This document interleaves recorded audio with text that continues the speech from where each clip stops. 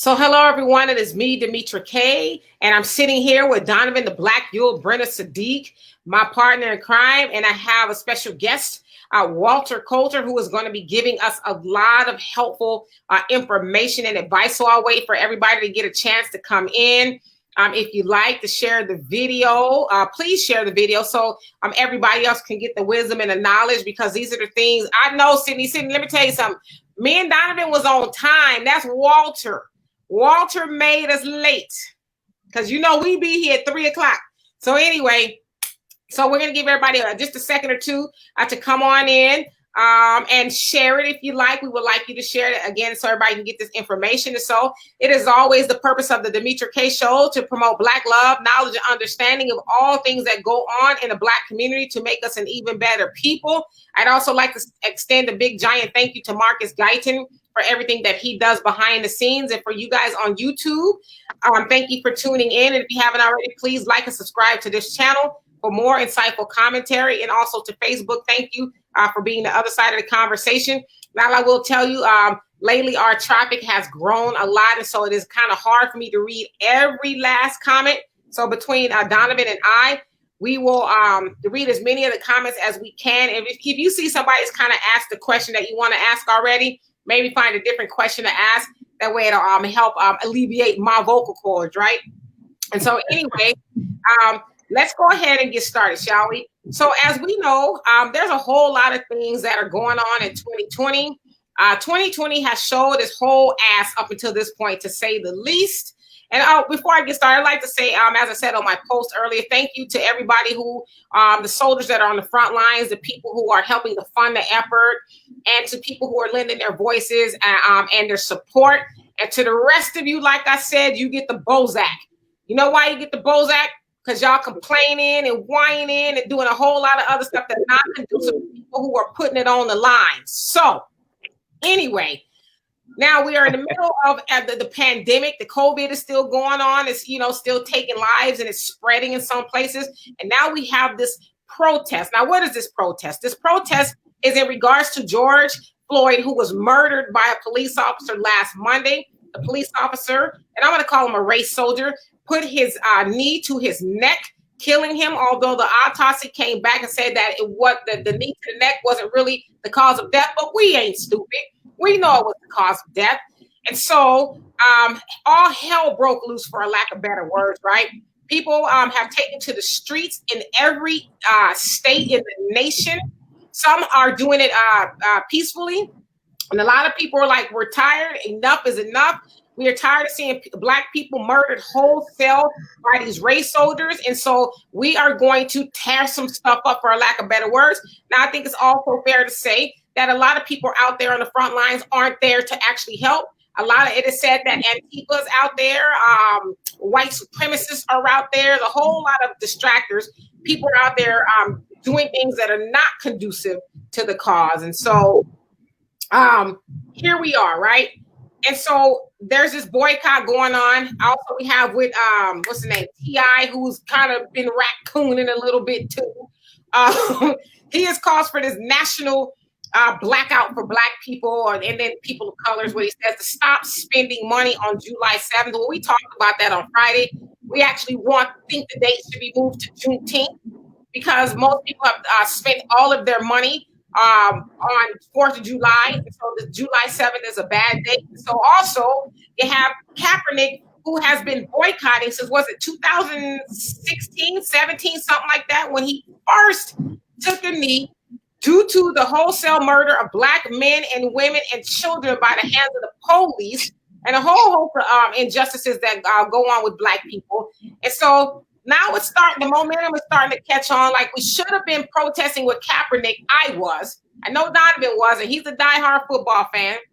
Walter, I don't know about you.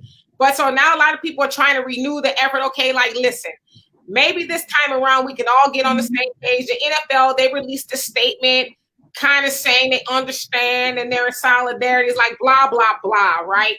So anyway, while we're doing all of this boycotting and not spending money, we want to talk about ways to actually help save money. And that's why we have Walter here, Walter Coulter, who is a financial advisor. He is a financial guru. He can show you how to make, or we say earn and save money. Not only earn and save money, but how to grow money. He has worked with a whole host of celebrities, athletes, you name it. He's worked with them all. And so he has a lot of answers. He doesn't have all the answers, but he has a lot of answers. And he's actually helped a lot of people who watch this show on a regular basis with the stock market. Donovan is good with that too, helping with the stock market. Just investment advice, buying cars, just a whole bunch of stuff. And so now is your opportunity to ask him questions. But first, Walter's going to give us his top 3 to 5 to 10 ways of how to save money and how to make your money grow, because we actually want, Wait.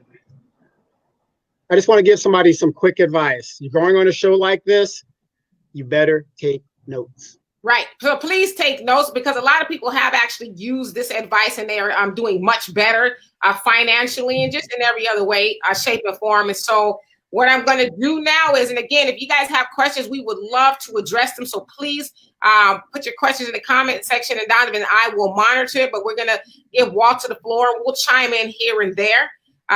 So I hope I've covered everything. So Walter, what say you? I like that. Well, first of all, let me say this.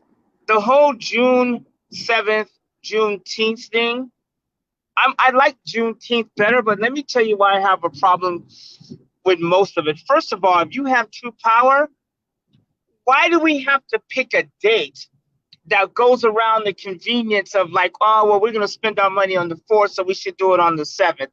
Well, why don't we give ourselves 2 more weeks so we can recuperate after we blow our money?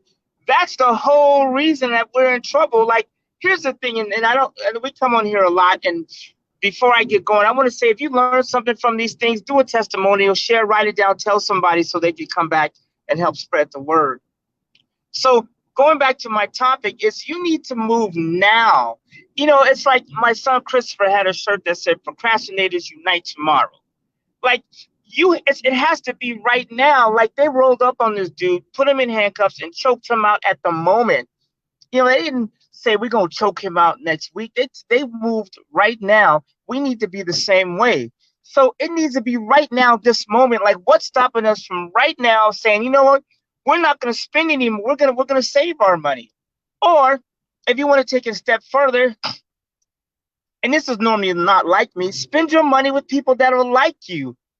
We keep talking about, like, you know, spending money with our own, you know, be it with Black people, if you're Jewish or whatever.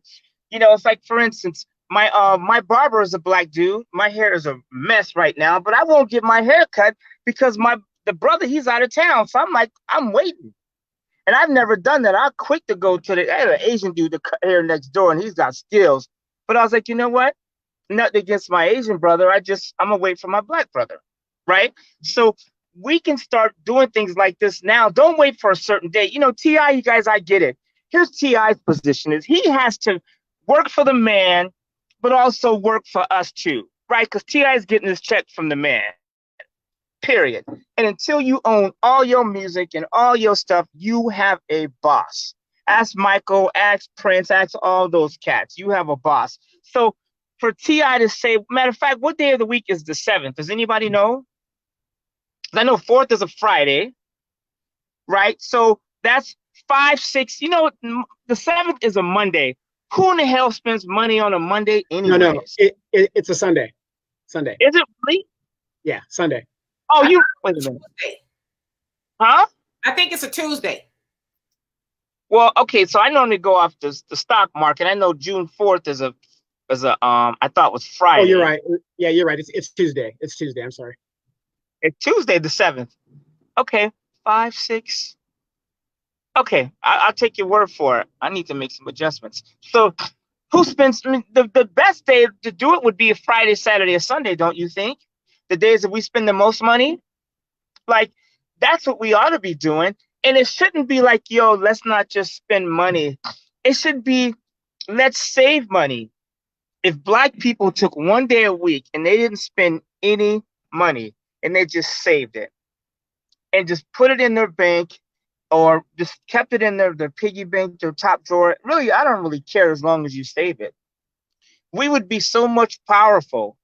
Like I have this recurrent dream, right? Like I get pulled over by a cop and like I have 5 black SUVs roll out and I have like 3 Black Hawk helicopters just form a circle around me. And they just roll up on the cop like, hey, you pulled over the wrong dude. You know what that takes? Money. And that's something I think about on a regular basis. You know what I'm saying? Like, think about this. Me and my one of my friends last night was talking about OJ Simpson and how they're bringing the Bronco back for next year. Think about this for a second, right? Black dude, whatever, believe in OJ or not, they're bringing back this car. But you know why OJ is not in jail right now? Because he has money. Why can't we learn from that, right?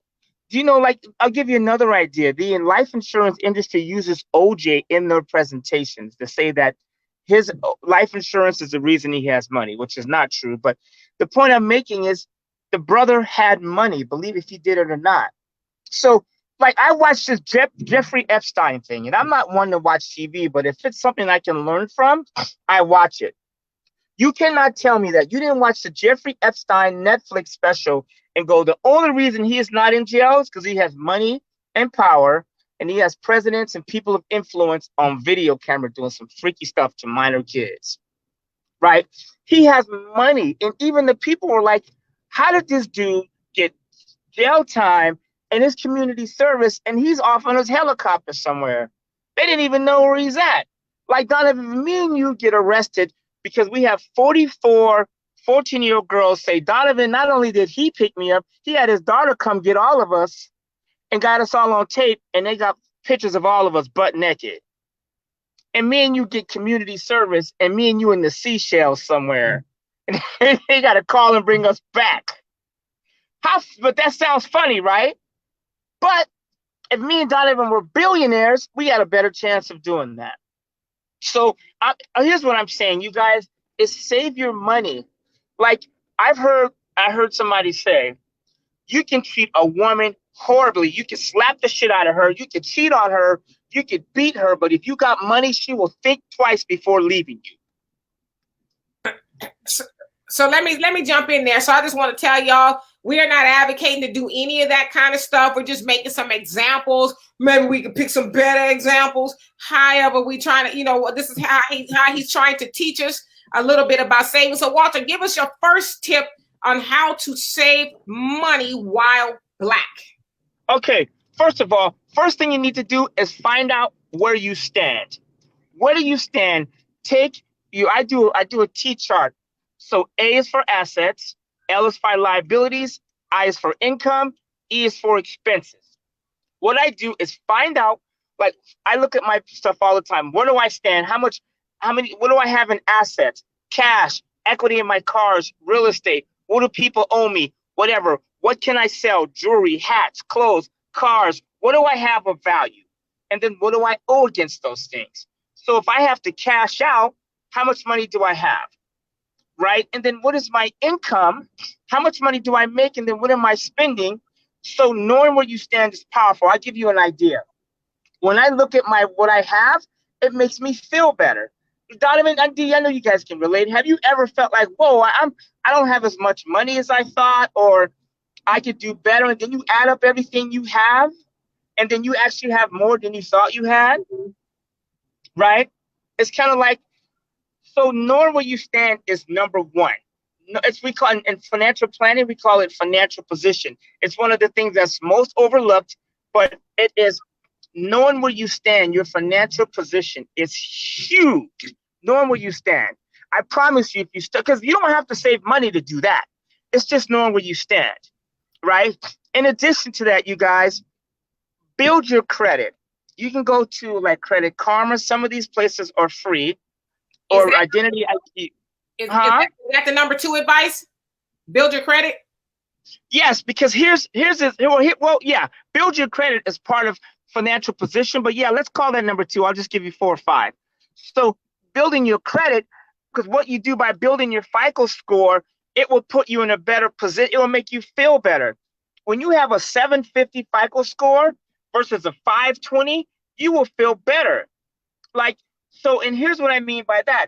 By just your credit score is an indication of just telling the banks and everybody what kind of person you are financially, where do you stand. So, know where you stand, number one. The second thing I would say is follow your religious leaders when it comes to this part. In most religions, they tell you to say, like, donate money to your church. What they also tell you is to give money to charity and also give money to yourself. 30% of your money is supposed to go to you, your organization. You understand what I'm saying? Most people do not save money. And I get tired of telling people you need to save. It's just like, come on, like, do I need to tell you you need to brush your teeth? So here's what I would say. Take every dollar and take 5 cents and put it to the side. Just start with 5 cents, right? That's 5% of your net worth. That will make you also feel better. Even if you have to go spend it, I don't care if you spend all of it, but the fact that you do it, even if you spend it, what happens is it's like lifting weights. You will start to build that muscle, and then you'll be more mature, and you will start saving that. You'll start keeping it. And here's the other thing too, when it comes to that, you guys, people rarely make financial mistakes or loan out money or blow it when it takes them forever to save it. Right? Everybody knows the old grandmama or grandfather or uncle who got a bunch of money and he's not spending it. And he spent 30, 40 years working at Roar or Boeing or Alcoa, wherever it is, and he's not spending that money. And he's the pillar in the family. Like, I got an uncle, I'm gonna leave him nameless. But every time I go to his house, he's so chill, he's so relaxed, he don't have a stress in the world on his face. And you know why I believe that is? Mostly because he's financially stable. And so even if you start saving a little bit of money, it will give you more power too. Because no one really insults you and gets away with it if you have your money saved, because it makes you feel better. And then knowing where you stand is huge. Here's number 3. Get some protection. Now, so let's say, for instance, right, this sucks to have to say it this way, but let's say you got killed by the police, because I can say that 5 years ago and it would seem like, oh, that's silly.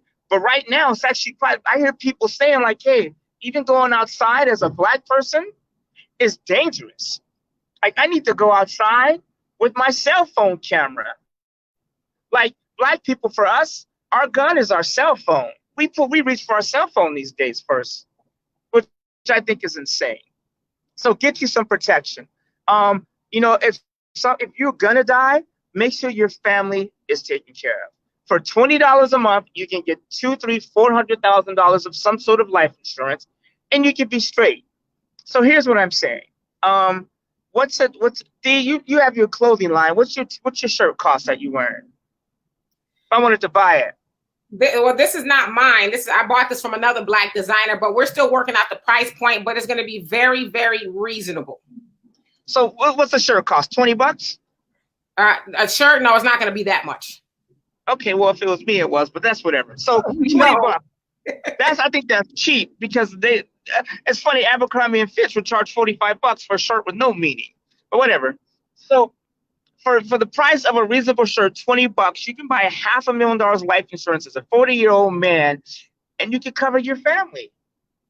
So, or you could cover, if you're that selfish, cover somebody above you, cover an aunt or uncle, your parents, so when they die, you get money so you can keep the party going. So we have to get protection. And you guys, we have to start taking true responsibility, right? So own up to what's going on. And here's the other thing I want to add to that is, and I know it's Sunday, and I got to an argument with my personal trainer. I go, you know what's more important than prayer is gratitude. That's why I said, think about this. You guys, we as black people, we are in the best physical condition of any other race. We are the smartest race on the planet. And people admire us. When I put on my suit and I walk into a room full of white people, they are in admiration. They love to see a black man walk into a room with power and his shit together. Now, they don't always like oh my God, they got power. But you have to admit, when you see a black man get out of his car in a suit or business, whatever it is, that's attractive. Do you understand what I'm saying? So I think gratitude, we have so much going for us. Like if you run a red light, that light was created by Garrett Moore. I think his name's Garrett Moore. Am I saying it right, Donovan? Garrett Morrison or Morgan or something like that. Right? The brother that created the stoplight. If you go to Europe, Africans created the aqueducts. And the reasons that Europeans had running water is because of us. So what we need to do is start saying, hey, we are powerful people, right? We are queens and kings. When a king and a queen behaved to the point where they would not have any money in the bank, how would Pharaoh be with no money in his kingdom saved? So I want you to stop right there because I see a question going into the insurance. So, Lori, what's happening? You say I have always wondered if I should have separate insurance outside of my job. Hell yes, because you can lose that job, and that's not your insurance. That insurance belongs to your employer. When they fire you, lay you off, and you quit, it will go away. You should always have your own insurance. Always. That way you can take it with you. And there's multiple types of insurance. And at this point, just get some. Be it term or permanent, which is your own policy. And yes, can I say something about the insurance? And forgive me, but if you are a human being and you don't have life insurance, if you don't have enough insurance to make sure your family is safe, they can bury you and take care of everything properly, and you are aware of what to do, you are a horrible person in my book. I talk to people all the time. Get life insurance. Oh, I'm going to get around to it. You have a new car, new house, new shoes, and your family has no protection. Black people, you have zero excuse to complain if you don't have life insurance or if you are not protecting your family against some sort of critical illness or something if something happens to you. You have no excuse because, like, if you die and you leave your kids with nothing, you are a horrible person. And it's a selfless act where you have to take care of the next generation. I have almost $3 million in life insurance, and I don't like paying for it. But you know what I like? If I was killed in this car, if a meteor landed on this car and I died, my family, my kids would each get $500,000. And it's not that I would just give them money to be nigger rich. They have a written plan, and I'm at peace knowing that they have money and they know what to do. What about your Well, my sisters are on my living trust to manage the money, but that's a whole different subject, right? And there's always room for improvement. So, and that's a vice versa question. So, and it's cheap, you guys. Peace of mind is the best interest rate. Here's what I mean. If you have your stuff together, you could be at peace and you could do it one block at a time. Now, if you can't get life insurance, that's different because there's some people that medically just can't get it. And so you get a pass, right? But you can stack your money or you can create knowledge. You understand what I'm saying? Yeah. So that actually goes into Charles's question. And hello to everybody is on here. I'm going to try to get all of your comments regarding what he's saying, but I just want to say hello to everybody who's joined us. So Charles says, any advice for those who are disabled or on disability? I do think your advice is very sound. Financial position and the insurance policy and support Black and like-minded people. So what advice would you have for somebody who sounds like is on maybe on a fixed income? I mean, in regards to insurance and position. Okay, let me ask you this: do you have mental capacity? Like, because you can be disabled, it could be a mental disability or it could be a physical one. So, and if you have a disability in this country and it is documented, you're getting a check from the government, period, right? Or if you're taking care of someone that has a disability, you're getting a check. The question is, what are you doing with that check? If you are getting $1,000 a month, let's say your income is $1,000 a month. I think it's Charles, right? Charles, you need to take $100 of that and you need to put it away no matter what. First thing. Two, you need to take another $100 and do something with it to better your life. Be it buy books, buy 10 books, or buy a course on starting a business or buy a course on mental toughness or nutrition. Spend that money to make yourself better. Then take some of that money and make sure you're putting it into something that's going to grow. Be it, if you buy 25 million, 25 bananas and sell them and turn around and buy 25 more, or oranges or flowers or masks, whatever it is, buy something and then sell it at a lower price, or a service. Like some of you guys, you can use your brain to make money. And then sometimes what you have to do, especially if you have a disability, is just take some time off and retreat. Like what I like to do is I like to, generally on the weekends, I like to go somewhere far, drive 2-3 hours away and get away from my lifestyle so I can just get clear on what I want. We call it sharpen the saw.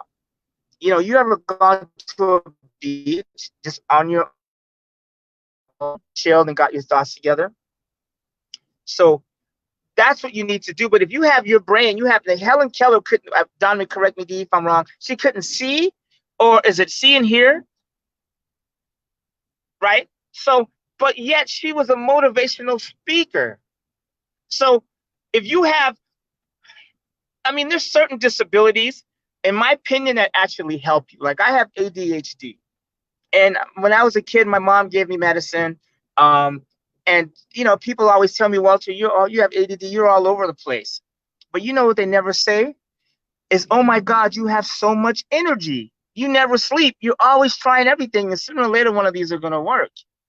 Right? So sometimes when you have a disability, people will discount you, which will give you time off to do things on your own. Do you know what I'm saying? Yeah. Sometimes we go ahead. No, I know what you're saying. So I just want to make sure we have this right. So first is a financial position, know where you are. Two is give to yourself, like you said, like the churches and stuff. Give something to yourself, right? As far as making sure you have something. 3 is get protection, so life insurance. Make sure you're protected, your family's protected. 4 is gratitude. And then what would be your 5th one? And you guys, if you have any more questions, keep them coming, because this is some world-class advice that's a game changer. And he said his mind is still sharp. Charles. Okay, good. So if you think about this, how do people get rich? By their brain. Rarely do you build wealth by using your body, unless you're playing football, basketball. But even some of those guys like Michael Jordan, people would argue is the most mentally tough individual that's ever lived in sports. Right? So it's all mind control. Maybe it's Tom Brady. I think that's what Donovan's saying. Kobe. Okay, but Kobe too. By far. Don't get me started on Kobe. Kobe was like up there, like light years ahead of most people. Even Michael Jordan was like, yo, Kobe was like, if Kobe would have lived longer, there'd be statues of him. Right? So you have the ability to use your brain. Here's the other thing, number 5, and I hope you guys are writing this down. Association. Who do you surround yourselves with? And here's what I mean by that. If you take the 5 people that you surround yourself with, are you the strongest person in the group? If you are suffering the most. Let me say this again. Take the 5 people that you spend time with. You will be the average of their income, their personality, their weight, their relationship, everything. So what you should try and do is be the weakest person in the group. What I mean is that you're always learning, right? I heard Les Brown say, if you're the leader of a group, find a new one. Or if you can be the leader of that group, but make sure you're part of another group where you're learning. You guys, sometimes I'll say something and the people around me will go, oh, I don't know if that's going to work. And my brain goes, scratch that person. That's a loser.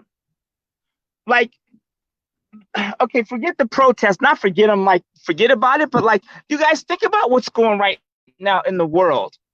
We have an epidemic that is claiming the lives of so many people, especially African Americans. We also have, and this breaks my heart, you guys, and especially because we need to give credit where credit is due. Right now, we have a dude from South Africa, right? I know Elon Musk, he's not like, I get it, he's not black. but he's from the motherland, right? He's South African. Elon Musk is in control of underground. He's got a company. On the ground, he's controlling it, and in space.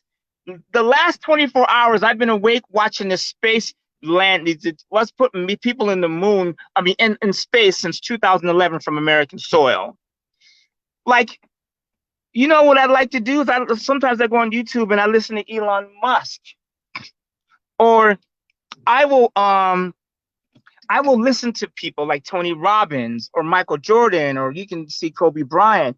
You don't necessarily have to have these people in your influence. You just need to be able to have access to them, even if it's just them talking. Do you know what I'm saying? So some of you guys need to cut your influences. You need to cut some of these people go. And if it's a brother or sister, spend time. Like me and my sister are on the level, right? My sister Amanda, she's on the move. So that's why we talk so much. My sister will tell you, when people start talking bullshit, I'll just drop off. So my fifth thing would be surround yourself with powerful people that are trying to do better. Number 6. Oh, you want number 6? Ooh, all right. Let's keep the party going. Got a whole bunch of them in you, brother. Here's what I would do. Where you go, Marcus? I would get it. Wait, Marcus wants to know, is your website up and running? It's up and running, baby. It's there. So is it on the screen or not yet? Okay, yeah. My website's up. The Cornucopia is up and running. So you can go there. You can there's a bunch of content on there about saving, investing, all that stuff. It's all there. And we're adding to it all the time. So yeah, it is it's Cornucopia. There it is. Thanks, Donovan. It's up and running. There's a button there you can go and click. It says free consultation or something like that, where you can go and you click that button, it will schedule, and I will be the one on the phone with you. And then there's another button. It says strategy session. That's $50. It's a 30-minute call, but sometimes I let it go over. It just depends on my schedule. All right, so we got. Sorry, and not to cut you off. So you guys, his website is up there. Please check him out. He's got a whole host of things that are helpful to everybody. So Lori wants to know, this is another insurance question. How can you have insurance on a child for years, miss one payment, they refuse to accept the late payment, cancel policy because child had leukemia? The incident turned me off about insurance, but I'm going to get some again. Okay. So I'm gonna give it to you the way I would tell you if I was in a boardroom with a bunch of people.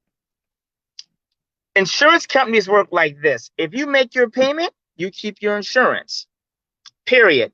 If you miss a payment with the insurance company, they're going to counter you. Now, if you have permanent insurance cash value and you've been making payments, then you are going to have cash. So if you miss a payment, the cash will continue the policy most likely. If you have term insurance, they give you generally a 30-day grace period. So if you miss a payment for 30 days, the insurance company is going to cut you loose. And the insurance companies have this 2-year thing where they check your, they give you 2 years of non-contestability. So after 2 years, the policy of yours. So if you said you're 200 pounds and you're 5'6", and it turns out you're 300 pounds and you're 5'3", after 2 years, they got to cover you. In the first 2 years, if they find something wrong and something happens to you, it's a wrap. So I get this question all the time. I was making insurance payments and I skipped a payment and the insurance company cut me. Can I ask you a question? If you were working and your boss stopped paying you for a month, how long would you go to work? So these insurance companies, and they get a bad rap. You guys, when you have insurance, put it on auto pay. If you miss a payment, they're going to cut you. And I've had clients who've had leukemia and stuff like that, and they have cut them, right? And that's the way it's going to be. Give me one sec. Hey, you guys, do me a favor real quick. Speaking of legacy, say what's up to my oldest son, Khalid. Oh, what's up? Right? The next president right here. He's the next president. That's it. He's claiming he's going to be president. I'll be right inside.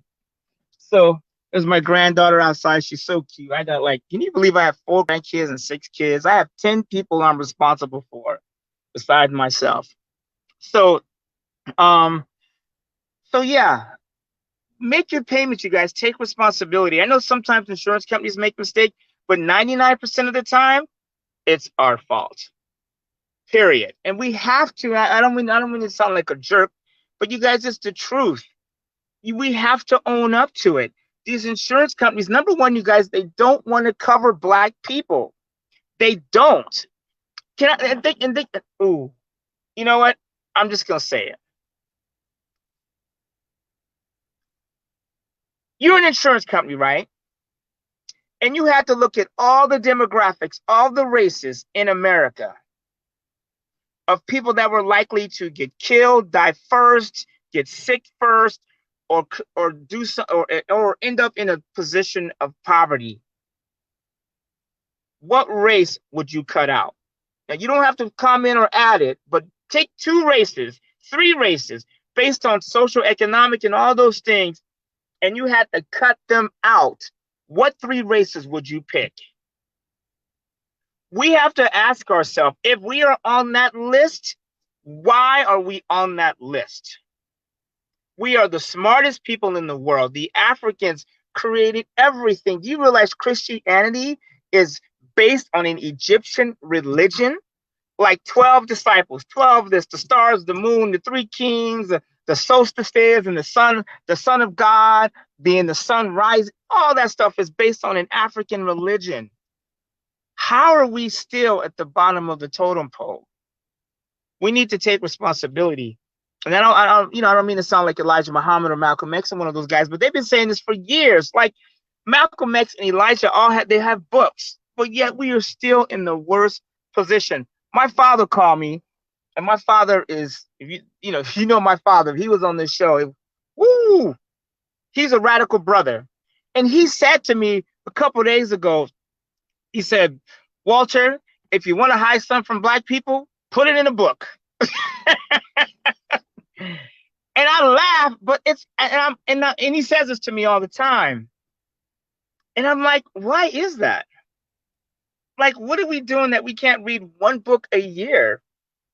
On a financial book or a Malcolm or, my father, when I was young, gave me the Black Book.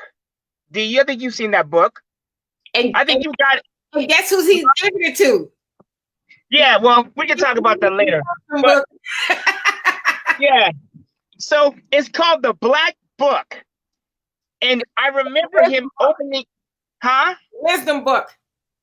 Is it the Wisdom Book? Okay, I thought it was the Black Book. But it's a Black Book, right? So he opens up the page, and this picture is on my Facebook page. It's one of my posts when my white friends got really quiet. But there's a picture of all these white guys and women and little girls all dressed up, and there is a black man burning on the ground like firewood. And they're all taking a picture of it. And that picture sticks in my mind. It didn't stick in my mind enough, but like, especially these days, it sticks in my mind. And sometimes I have to go, how did we get in that position? And how are we so lackadaisical? Like, we know the white man don't want us here. We know that when police pull up behind you, there's a good chance that they're going to harass you because they're afraid of, like Public Enemy said, the Black Planet. Knowing all of that, why are we still so kicked back? How do you own a $200 pair of shoes and you don't have $1,000 in the bank? You are screwing up the race. That's your fault. So all these protesting, and you guys, you know what? Here's the sadder part: is black people, we get the party started, and then the whites and the other races, they take over. Do you know who's looting in this? My friend called me last night. She goes, Walter, Melrose Avenue is on fire. It is all Mexicans robbing the Champion store. I see white people everywhere. She goes, honestly, I don't see a lot of black people. It's whites and Mexicans. They're robbing and stealing on our back, on our issue. Do you understand what I'm saying? At what point do we take something like what happened to us with this poor brother, right? Regardless of what he did, I don't care what he did. That doesn't matter. to take somebody's life like that is insanity. And we still are just starting all over again. It doesn't make sense. It makes zero sense whatsoever. So, and you guys, you got to have some pride. Like, think about your future generations. They depend on us. Like, there's my granddaughter. I don't know if you can see her. That's Lily over there. If the music was playing, she looking at me crazy. Yeah, so that's my granddaughter, Lily. You turn the music on, she will get her jig on, right? But like, hey guys, so that is my legacy right there. You understand what I'm saying? So like, if you won't do it for you, do it for your family. They need you. So anyways, I think that's number 6, right? I'm gonna turn the floor over. I'm gonna yield my time to you. So it looks like you gotta go. No, I'm cool. I have time. I'm just giving you my time at the moment. I was done. All right. So Marcus wants to know. Let me see. Let me go back to his comment. And again, I'm just and hello to everybody who was on here. I'm just trying to get you guys' comments pertaining to what Walter said. So he's saying advice on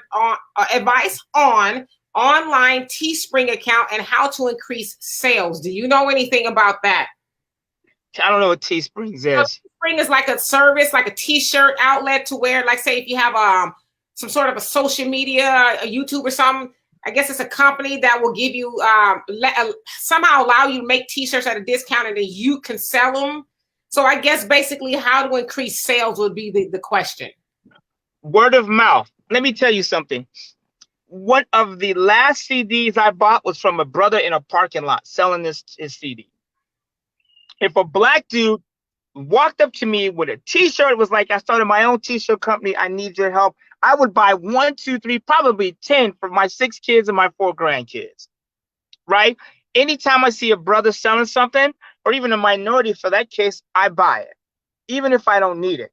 So the best thing to do is first of all, you got to get your stuff made, right? Like I know Deanna, my niece, your daughter, makes T-shirts. She has a printing press and all that. Thanks, Donna, for the hookup, right? And you should get paid from this. I'm just saying, right?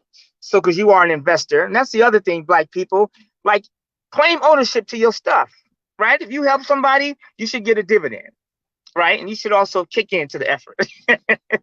So, get your shirts made, and you guys, there's nothing wrong with boots on the ground, right? Some of us, we too fly to get out there and just knock on doors. When I was a kid, we knocked on doors. Well, we remember in the 90s, or late 80s, early 90s, Eazy-E was out there selling his records out of the trunk of his car. Master P, all those guys started boots on the ground. That is the best advice, in my opinion. Boots on the ground. Get out there and knock on some doors. Like, I worked for the student work program when I was a kid. I was getting robbed, whatever, but I was selling candies for $5 and getting 20 cents or whatever it was, right? Doing all kinds of things. Or like I used to cut grass and I would just knock on doors. You guys, if you have a T-shirt line or a clothing line or whatever it is, knock on some doors or use your social media page. You know, I know this show that you guys are doing is social media based, right? Every time you guys come up, I get a button that says live, and I noticed that your views are growing. I was watching it, I think yesterday, the day before, and it was like 30, 40, 50, 60. I was like, all right. I just stayed on to listen, and mainly because so many people were watching it, because generally if people are doing something, other people want to be involved too. People like to be involved with something that other people like. So start spreading the word about what you're doing. Boots on the ground, and tell somebody what you're going to do. That way you're accountable. Like my sister, I know at 3 o'clock, she is here no matter what. Boots, no matter, I don't care what's going on, she's in front of a computer doing her show. No matter what. I don't think she's ever missed a day. It's been right? rare. Rare, right? And when she do miss a day, people start acting a fool. Like, where you at? Right? So, yeah. So all those things I said earlier, and then add them to just, putting the word up, knock on some doors, tell your family members what you're doing. Like me and my son, and I got all my kids here today. They don't know, but I'm about to hit them all with something, right? Because I always have an agenda when I see my kids, because I want them to do better. Is So me and one of my sons, we're starting a hedge fund, an investment fund where we can raise money. People can put it in our fund, and we can buy real estate and do some of these things. And we can learn from our 20 years of mine, at least in the business, and learning from my mistakes and all that stuff. And he goes, should we invite our family? I said, yeah. If we really truly believe that we can help people, wouldn't we start with our family first? Right. Right. So you guys help yourselves. Some of you guys have aunts, uncles, grandmas, grandfathers, uncles with money in their houses or money stacked, and they're not using it, and they're just waiting for an opportunity. Because you can't tell me if your grandkids say, hey, grandma, I'm starting a business. You got 100,000. I need 5,000. You can't tell me she's not going to give it to you. Right. So let me get to the other question, because I know you're trying to go. It's actually my niece's birthday and it's my mother's birthday. R.I.P. So at the same time. Okay, so I'm gonna give you these last couple of comments, and then we'll let you go, and then we'll. So from this next half of the show, you guys put it in the comment what you want us to talk about. We're gonna open the floor to comments, and we're gonna get every last one of your comments once we let Walter go. So I want to just read this comment. Samuel, he says, Master beat us for knowing how to read. Now it's in cellular memory. Laugh out loud. And it pertains to why we won't read. And Arson says, yep. Walter telling the truth. Once again, if we had taken more responsibility and gotten stronger economically from the start, there would be less of that because we would have more influence, but we own so little. And Al says, your thoughts. Parents have a favorite child. Parent to a child. I put all my assets in a trust. Want to give you power of attorney. I want you to have total control of my money and business. You don't have to worry about anything. All of the bills are paid through the accounts and the interests are covered and everything else. I need to make sure my assets are protected from lawsuits and your other siblings. I don't want him to have a strand of my hair.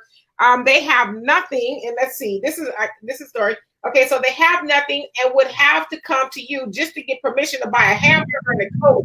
I trust no one else other than you. What are your thoughts on that? Okay. Wow. Woo. That's a can of worms, number one. Two, here's what you need to do. So you can if you're going to do anything like that, it needs to be notarized. And it needs to be in some sort of living trust. Because what a lot of people do is they try and leave a kid out, and then that kid swings around and they contest the will or whatever you have in writing, and then it's up in court. Number one. So what you should do is, and I'm not big on excluding family members. I have 6 kids, and Lord have mercy, sometimes I want to exclude one of them once in a while from everything. But you can't do that. So what you need to do is, and brother, if you got kids, it's your fault. I don't care how bad they are. You had them. And some of these kids these days, if they had a choice to go back into the womb of the sky, the universe, they would go. So it's your responsibility to go after. And hey, you have kids. It's your job, and you have to blood, sweat, tears. You got to go after them. It's just it is what it is. Because if you try and exclude someone, first of all, the other kids are going to bring that person back in. If you cut out 5, 6 kids and I cut 1 out, the other 5 are going to help that kid out, and it's going to destroy everything I tried to do. So just go after that kid, but, mentally, and try and help them. But put your stuff in writing, though. And then give them instructions on what to do. Let me ask you this. In your mind, what could a child have done to make a parent say and act in such a vile manner? Because especially if the child is like, okay, that's a shocker to me that you feel that way about me. Well, again, our kids are offspring of us. Like, let me show you something real quick. I don't know if you can see over there. All my kids are standing over there, right? And I told them I was gonna be here at 4:30, so they're still setting up, and I ain't trying to be too close to their mama, so I got some time, right? I just wanted to roll up in the Range Rover, so I'm just playing. I'm just kidding, because then she's gonna have some more money. But I do not like their mama. I cannot stand her. I want nothing to do with her. But you know what? I laid down and I had kids with this woman, and it's my fault. And my kids, no matter what happens, it ain't their fault. And a lot of what's wrong with the kids is the way the parents interacted. Rarely do you see a kid grow up with two parents that loved each other and worked it out and looked the kid in the eye and said, hey, here's how you handle it. Rarely does a kid like that grow up to the point where he's uncontrollable. Now, I know kids can act a fool no matter how good of a parent are, but that is rare, right? So they're your kids, my man. You got to take responsibility for them. Like, there's my son, Chris, right there. You see him with Mia. What's up, Mia? Like, she's in the trust, right? But I can tell you, her father, sometimes I wanted to whoop his ass.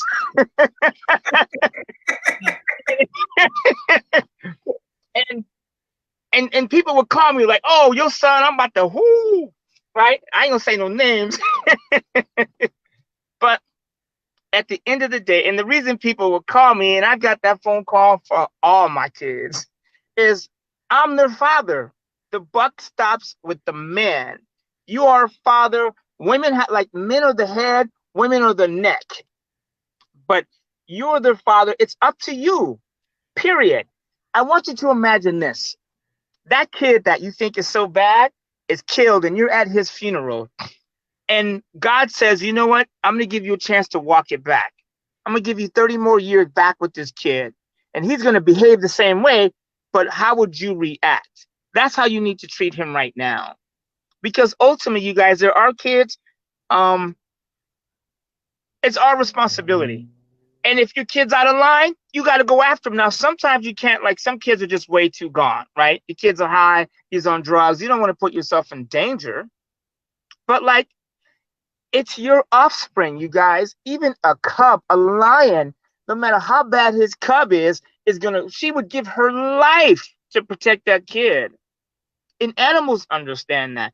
When you have that emotion for your family, I think your kid, like one of my kids was like, Dad, you disappeared when we were young, and which is some bullshit. I didn't disappear, but I was gone working a lot. And I had to come back and explain to him, like, no, I was at work and like trying to build our fortunes and, trying to get us back in the game. And I had to slow down and let him cuss me out damn near. Like, Dad, you were a horrible dad. And I was like, okay. But you know what? I was like, is anything he's saying true? And some of it was. I didn't like the way it was coming at me. But he was like, you could have been a better dad. We didn't need all that money. We could have did without. Oh Lord, here comes Jacob. Lord have mercy. That's a whole nother conversation. I need to take time with this brother too. But his father is way gone. Watch him get out the car with a halter top on. Stop it. Stop it. I'm just saying, hey, you know what? I'm just having some fun. I be on Jacob too. Hey, look at my granddaughter. They probably wear the same clothes. I'm just kidding. Hey. But you have to take responsibility for your kids. Period. End of discussion. And as bad as they are, that is your blood, your offspring. So when you leave them out, you are messing with your legacy. Period. And he's going to have kids, and you're going to have 10 generations of your kid, a branch that you cut off. You just got to go after him. Brother, I wish there was an easier way, but there's not. All right. And so Kevin is saying, it says the AM juror tells lawyers that do estate planning. If there's a family member whom you wish to exclude from your estate, you must name them and leave them $1. That defeats standing to challenge the will's meaning. Okay. That's not true. But I mean, I've heard people say that. It's just, it doesn't work that way. You guys, here's the thing. Law is open to interpretation unless it's in, like, think about this for a second. Even laws that are written in stone are still challenged. True. You understand what I'm saying? Like, think about this for a second. The Constitution or whatever says that, if I'm correct, Black people are not full people. Yeah. Right? Yep. 3/4 or 3/5. 3/5 human. 3/5. But so how do we somehow think that we are a whole human being when clearly in writing it says that we are 3/5? Who are we to believe that we are one whole and we deserve equal rights? So, the point I'm making is because it's in writing doesn't make it true. But the more in writing it is, like if you want to exclude a family member, which I'm 100% against, that is self-hate. That is killing your own branch of your tree. And it has to be in writing. And I don't care how bad your kids are. Trust me, I have 6 kids, and there's a good chance that one of them are going to piss me off even today. But it's still early. Yeah, that's I told him, I said I'll be here at 4:30. I'm here early because I'm trying to be a better dad, right? But like those are yours. You got to own them, and you have to ask yourself, what type of person are you to exclude your own flesh and blood from your gatherings. Now, and to the same people that feel this way, because I felt this way before, what would your religious leaders say? What would your Bible or Quran or Torah, whatever it is that you read, what would that say about excluding a family member? From what I've seen in religion and spiritual teachings, they say to go after these people no matter what. Right? The prodigal son left, he had hoes, he did all this stuff, he came back and they opened the gates. So your kid, I'm sure, has done nothing like that. Right. And you know what? I'm glad you touched upon that. And Al, that's actually, he's being transparent that his mom has actually done that to him. He found a letter that she had meant to throw away, and it said all of that he mentioned. And he's like, I, for the life of me, don't know what I did to her, to talk to me that way. But usually, and I'm not speaking to her specifically, but usually those people who do those things to their children, those are the biggest Bible thumpers on the planet. The biggest Bible thumpers. and she didn't know. That's all. Or she didn't have enough education, or not education, like she didn't know numbers, but she just didn't know herself. Like, if she was on this call, she would probably have done things better. You know what I'm saying? Like, and I've heard, and my parents, I'm sorry? She's still alive. Oh, wow. Oh, well, shit. Then you can go too and bring it up. Like, he did. Man, let me tell you something. My mom and my sisters, I heard my mom use an F word to my sisters. She never cussed at me. I was just the best kid. Cleared. My brothers. She that they didn't do that wrong. I didn't do my mom. Me and my mom didn't have those kind of issues. Matter of fact, she would call me when they got into it. And actually, one time my mom cussed me out, and so I did to her what I do when my sisters cuss me out: is I hang up the phone and I let time go and I call them back like it never happened. So, and people get amnesia. This is a crazy picture right here. I couldn't look at all these people outside. That's all me. Just craziness, huh? So, hey, Mia. He's the cutest kid. But so, you need to call your mom, and as the stronger person, you need to go to her and you need to lay down the law. Period. Parents get older, and then we have to take over. Does that make sense? Yeah, he went to her. She denied it. I don't recall writing the letter. Okay. So, but how many people? How many people though are going to admit? And this is actually a good topic. I'm glad you brought this up, because this is a huge problem for Black people. Is we don't have roots. Think about this. If you take a tree and it grows 100 feet to the sky, and it has one little root, it's going to fall. Mm-hmm. If you put hundreds of roots in that tree, it is not going to fall. When is the last time you saw a palm tree laying on the ground? Think about that for a second. We as Black people, we don't have roots. Like Mexican people will in a minute say, I'm Mexican, Mexicano, I'm from Michoacan, Zacatecas. I dated this Mexican girl, and the first thing she would bring up is, I'm from Zacatecas. And I'm like, okay, I got it. Right? People from Italy, even Africa, you guys, even Africans, people from Africa don't want anything to do with us.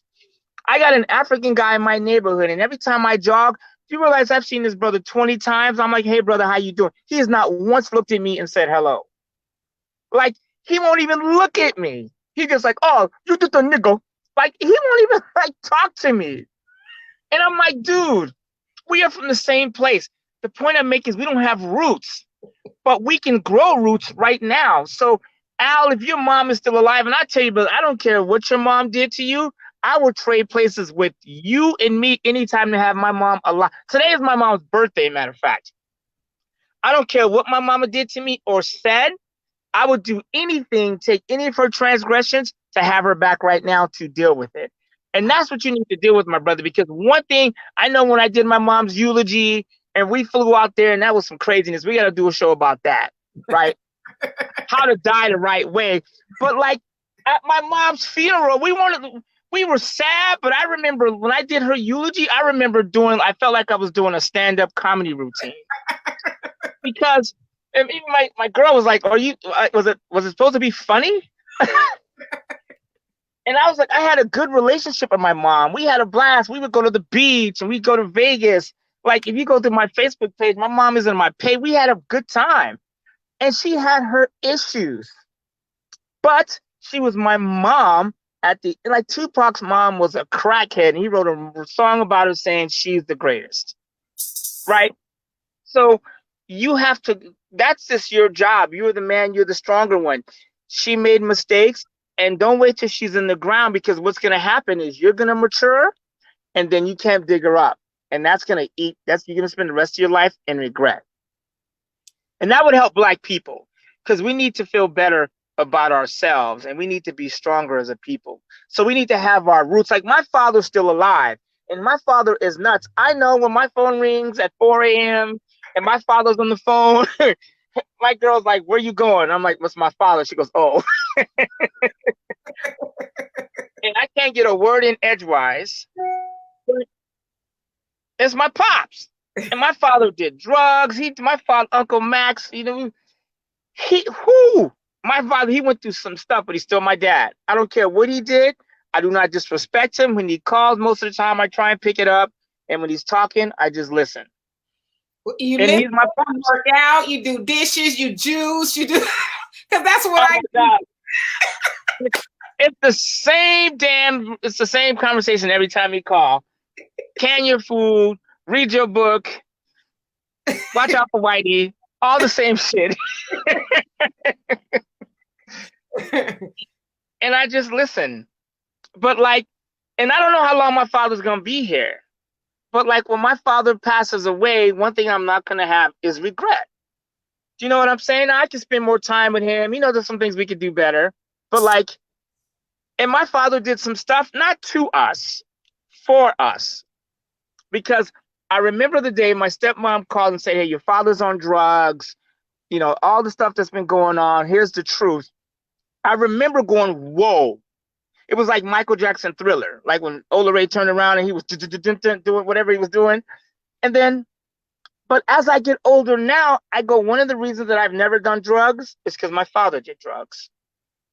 And I don't care what the drug is, cocaine, crack, you can put cocaine in front of me. I'm like, you know what? That damaged our family tree, right? But, and Al, and think about what your mom taught you. My father taught me to be awake. And the reason my sister's even doing this show, I guarantee you, she would say most of it was from my father. He was like, stay awake. Black, even though he didn't always do the best at it, he carried the torch. So he was always like, do better. And my father always told me to read. Can your goods. So if you come to my house, my garage, I have food for 6 months in my garage. Canned, noodles, all that stuff. Water for a year in my garage. And that came, so when the epidemic hit from the coronavirus, I already had all that stuff. And that was all from my father telling me to store your food. So block all the other negative out, because everyone's got negative. So maybe you could take this comment from somebody who shall remain nameless, that is right above you and next to me. He said, over there. He said, I've got 2 grown sons, and them grandbabies ain't my responsibility. I love them, but I do not think it's my responsibility to take care of my grandkids. Okay, well, first of all, sometimes I feel that way, right? But so I'll give you an idea. I'm gonna roll the window down again. There is hey Lily, hey Stella. So see, I'm waving at my favorite. See over there, my little granddaughter. She's one of them. So she is not my child. She is my grandchild. And let me educate what grandchild means. In Spanish, in most languages, and the English language too, grand means big, bold, greatness, the grand entrance. You know what I'm saying? The Grand Prix, whatever it is. Grand is greatness. Your bond between your grandkid and your kid is even stronger. Because one, I know that my son Khalid, and Lord help me, sometimes anyways. She is my responsibility. His child, my great daughter, my grand is my responsibility. Right? So I look at it like that, and I never understood when I would hear people say, "Oh, I'm taking my kids to court to get custody of my grandkids," and I never understood it. Now I understand it. I'm like, oh, it makes sense to me now. It ain't their fault, but that is your tree, and honestly, it ain't their fault. So I told my daughter when she had August, I said, you know what? Don't ask me for nothing else. Your stuff goes to him. Period. He's getting your stuff, right? Because he's now my new responsibility, and he is my biggest concern. When I go Christmas shopping, which I try not to do for all kind of reasons, but my grandkids are the first people that come to mind, right?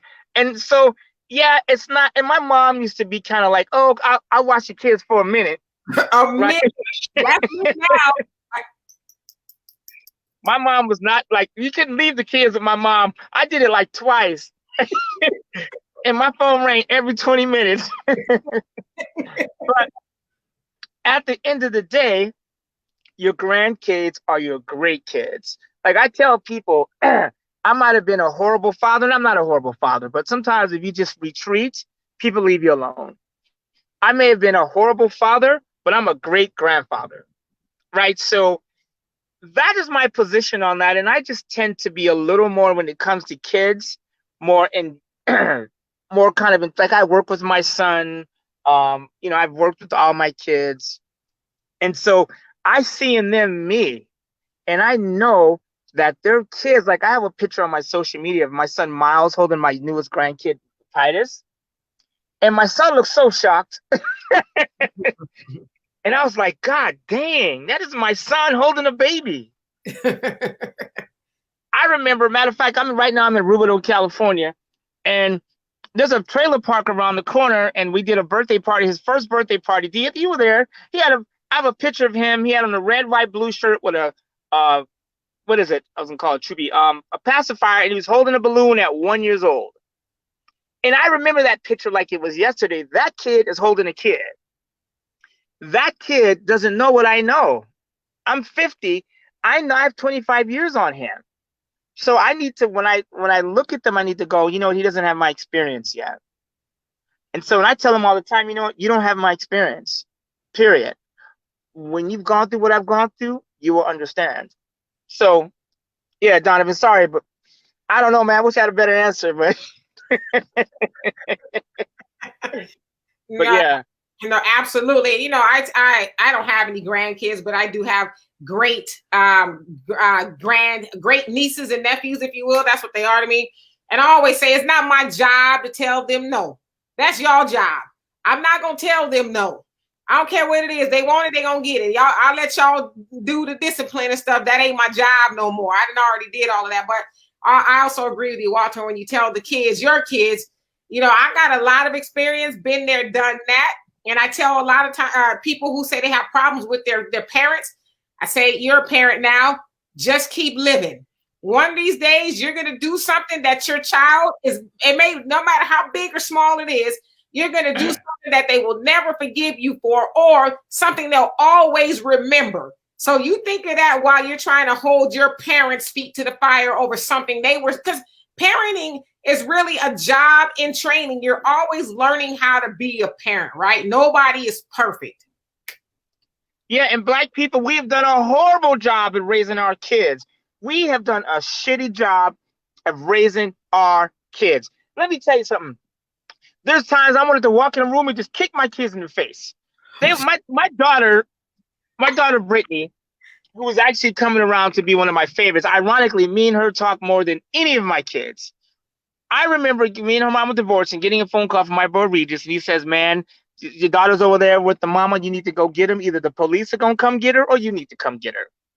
And he was talking about the mama. And then I got her, and man, my life for like that was a blackout. Me raising my daughter. I mean, my credit cards, not her, but the nanny I hired, stole my credit cards, wrecked my car. I came outside. She was in the living room in panties. I was like, hey, it was drama. And I just remember going, you know what? That is my child and my responsibility. And I just had to suck it up. That's all there was to it.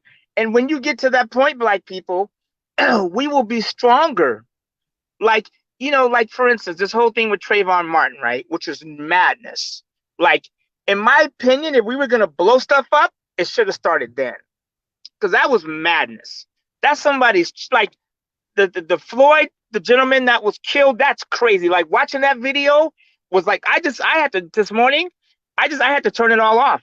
Because I was like, I'm looking at my white neighbors like, I'm about to kill every last one of you people. So I had to shut it off. But hypothetically, it wasn't real. Right, I'm just saying the emotions and stuff. But like, we have to take care of our kids. One thing, and I remember too, I was with this girl, her name Kaya, she was so fine. I wanted to marry this chick. I was like 10. We lived in Ventura, and my mama would say, when those damn street lights come on, you have your black ass home. And one time I was outside, I remember we was like playing cowboy. I was like, yeehaw, I don't know what the hell I was saying that for. And I heard somebody say, yeehaw my ass, or some shit like that. And my mom snatched my ass and walked me all the way down the street. and my girlfriend was like, your mom is mean. I was like, you know what? And she was white, so it is what it is. I'm sorry. But she was like, I was like, no, she told me to be home at a certain time and I disobeyed her. Where are your kids at night? My daughter Morgan, who I'm gonna get out and see in a few minutes, is 14-year-old. I guarantee you, if her mom called me and says, hey, it's 11 o'clock and she's not home, it would be on and cracking. Now I would call D. My sister would probably fly out from Florida. I would call my brother. I would call everybody and say, we're looking for Morgan. And when you see her, call me. That's what we should do. We need to start reeling our kids in, you guys. Like me and my kids and one of my sons, we run a business together. And 50% of the time we spend arguing about the business. I'm like, dude, if we spent the other 50% on the business, we would get more done. But he needs to understand. And then I said to myself, Walter, how much money do you need? Like, really, if you take all the money you have and you and your kids move to Africa, to, Ghana, Seychelles. And by the way, Ghana, I heard, is off the hook. I cannot wait till they open up these damn international flights, right? People be hating on Africa. One of my friends went to Africa. She showed me pictures. I was like, oh, get me out of here. And they got ocean water, too. See, here's what's going on. The white people, the Chinese, are up in Africa buying all this shit, and we over here feeling bad about the motherland. Anyways, don't get me excited talking about travel. So, anyways, I forgot what I was talking about, but here. So let me just read a couple of these comments. Yeah, go for it. What's happening to Tay? She says, one blessings in life is watching my parents be grandparents to all 7 grandchildren. And I want to get this comment by Charles. He says, damn, now I'm sad that was the most beautiful thing to see my dad being a great granddad. And then I understood that as a father, he was human and he was there and a provider and as a teacher. Yep. That's huge. Mm-hmm. And let's see somebody else made a comment. And Al says Walter is hella funny. And Walter is naturally funny. He don't be trying to be all the time, but Walter's life is funny when you survive it. Right. So anybody else have anything else to say before Walter gets out of here? It's his daughter's 15th birthday, his baby. Walter's Wait a minute. She is 15. Oh, shoot. I'm over here saying she's 14. Man, crazy. In 1 year, she's going to be 16. And like, I came over here today to shut off her TikTok account. Hey, I need to put it into that. Hey, if your kid got a TikTok account, you need to cut it off. That's all I'm saying. That is Jerry Epstein's new way of communication with these kids is through TikTok. You guys, and that's the other thing, you guys, get your kids off the internet. I don't want to see your daughter in panties. I don't. And if I did, I ain't gonna tell you. But like, get your kids off the internet. Like, we are ruining, and you get off the internet. I don't want to see you in panties. I don't care if you lost 20 pounds. I don't want to see you in panties on the internet. We are ruining, and Black women, you are the queens of this planet. You gave life to these people, white, Chinese, Mexican, Puerto Rican, and Haitian. The Black woman is the original woman. Put some goddamn clothes on. Be the queens that you are. Like, you know what I like? Like, I watched a show called Billions. It comes on tonight. Hallelujah. and there's a Black woman in the movie. You've seen Billions. It's a bomb. Donovan, I know you've seen Billions, right? And there's a sister girl. She got curly hair. She's sophisticated. She is bad. I told my girlfriend, if I ain't home, you know where I'm at. That is a bad. I watched Boomerang yesterday too, and I love seeing Black people with power. Even Lady Eloise, even though she's a freak. But like, hey, hold on, Marcus. Right? Sometimes I send him that meme, Marcus. That is hilarious. But so the point I'm making is we are kings and queens. We need to start behaving like that. You guys, we have more. Think about this, and I'm gonna digress a little bit. I was watching social media, and I saw Killer Mike is on TV. Killer Mike is educated, right? He's a smart brother. But if you saw Killer Mike on the street and you saw him moving around in his demeanor, but couldn't tell what he was saying, you would probably judge him and go, whoa, that's an odd character. Killer Mike is one of the Black leaders. Do you realize that CNN, CNBC, CBS, do they go to Killer Mike for commentary on the Black community? And he's a smart brother. But like, I would probably dress Killer Mike up. I'd probably change his language a little bit. You know what I'm saying? But the point I'm making is we have so much power. We should use it. You guys, Black people, like, I can turn on the radio station right now and I guarantee you it's a song that's got Black music behind it. Or everything from science, technology. Black people we've had our hands in everything from math, investments, technology, everything. Why don't we just be more grateful about it? Because Black people, we spend way too much time praying, and I'm going to say it. I've said I wasn't, but I'm going to say it. Stop with the prayer if you don't balance it with gratitude. I told my personal trainer, she goes, well, prayer is what we need. I said, no, that's a lie. I said, you tell me that the God of the universe, he or she knows my every thought, my every movement, before I do it, she or he knows it. I need to ask him or her for something, and he already knows it. You know what the God of the universe probably wants me to do? Be more grateful for what I already have. right? Because I see some people that pray and they do a good job. God, I want to thank you for this. Thank you for this food we're about to receive for the nerves of my body. In Jesus' name, amen. You know what I'm saying? I heard that growing up as a kid. My stepfather, I used to hate it when he used to pray, but it is what it is. But he did it. But he started out saying, thank you. And even now, my son Khalid, we have him pray, and he says the same damn prayer. So it's gratitude. If you Black people, we have it made. We do have a phenomenal life. People want to be us. They love Black people. Think about this. The American Express, the Black card is the most powerful card in the lineup. The Visa Black card. The police were Black to get their point across. When we used to play Rubidoux High School when I was at Ramona, I remember my coach having a heart attack because they wanted to wear Black over us. Right? You have Black tires, Black ground, everything. Black is powerful.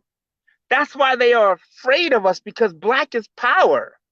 We need to just be grateful that we were born Black. Like last night, I went to a social distancing party with a bunch of Filipinos, and I walked in and I told my boy Paul, I was like, "Is that Biggie?" It was like 40 Filipinos and me, and they're playing Biggie and Tupac. Doing it like, you know, right now on social media, they're doing the battles like Teddy Riley versus like Babyface and all that. They were doing a Biggie Tupac battle. Filipinos. And I was thinking in my mind, y'all knew, well, I won't tell you what I was saying, but like, they bask in our glory in what we created. You don't see us dancing to ching ching ching ching chong chong, right? They're dancing to our stuff. They dance like us. And Eminem showed up. They could not wait for him.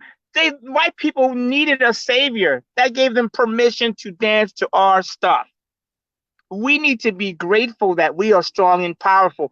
Black people, get out the streets. We got the protest on. If you want to protest, protest. But stop stealing shit. That ain't right, because that's making it worse for us. When is the last time you heard Mr. Floyd's name? In the last 2 days. They're talking about the stealing. Target is praising God right now. You know why? Because Target is in the news. You know what people are doing today? Going to Target to shop there because of the looting in Minnesota. If you are the CEO of Target, you are dancing in the streets because your brand is on the news every day. You cannot buy publicity like that for a chain. Are you out of your mind? It's like, oh, and I'll end with this. Well, I might end with it, but my plan is to end with this. O.J. Simpson drove a Ford Bronco when he got chased by the police. Ford Motor Company is releasing the Bronco for 2021. How in the hell is that possible? So Black people, take ownership. Stop Himmy and Han and Jimmy Crack Horn and cut it with the Joe Biden shit. Like, if you want to vote for Joe Biden, vote for Joe Biden. We don't need to hear it every damn day. If you want to vote for Trump, vote for Trump. But at the end of the day, neither one of them like Black people. I call him Three Strikes Joe. Donald Trump, he is, man, but I tell you one thing though, if Donald Trump and Joe Biden, when they get in the room behind closed doors, they are shaking hands and they're talking about the kids they molested. They don't care about us, period. They don't care about us. So you guys if I see one more Joe Biden post, I'm voting for Joe. I don't care if the cows come home and he's on one. You guys, politicians, they don't want us here. Joe Biden is going to put a bush African chick with an afro, with a peace sign if he had his choice. Do you realize the only reason Joe Biden is here is because of South Carolina? He was getting his ass whooped by Andrew Yang before Black people showed up. Here we come to say, I mean, come on now. Don't get me started because I'm a political junkie. I think, we need to just do more for self. And politicians, they're not going to do nothing for us. And reparations, flush down the toilet. Those are gone. Reparations are gone. And you guys, you know what? If I'm Donald Trump, you know what I do? I give black people reparations. You know why? Because that money will be right back where it came from in 48 hours. Oh, damn. It's true. There's a and I was on your post and saw the nail salons. The mayor of Atlanta was packed. Everybody's up in there. That don't make no sense, right? So no, we need to take ownership of what we have, regardless of how much money you end up with. If you feel better about yourself, you'll make better decisions. Like when I go outside, I'm like, I'm a black man. People see me, and some of them fear me, but some of them want to be me, right? Because we have swag and we have finesse. When you think about this, you guys use your imagination. Imagine 10 Mercedes Benzes, all black interior, pull up right behind each other. Boom, boom, boom. 10 black Mercedes, and 10 brothers get out. Black suits, white shirts, black ties, black shoes, shiny, get out and step. Imagine that scene for just one moment. White women will be reaching for the center of their pants. It is, you cannot buy power like that. So we are in the position of power, right? And we need to start owning that. Black men, it is our job to take care of our society. The reason that black people, I think, are in such bad positions right now in America is because in the 60s, they cut the black man out the picture. Mm-hmm. And they convinced black women they didn't need their man. Does that make sense? Yeah. So anyways, we need to I know this is a money section, but we need to own who we are. I love being a black man in this country. I'll tell you, I love being black. I wouldn't want to be anything else. We are superior, and I have a lot of white friends, and if you're listening, I'm sorry, but you know it's true. We are the superior race. I watched the movie 2012, The End of the World, and at the end of the movie, they go, oh, the African continent never was underwater. It never flooded. That's why they call it the Cape of Good Hope.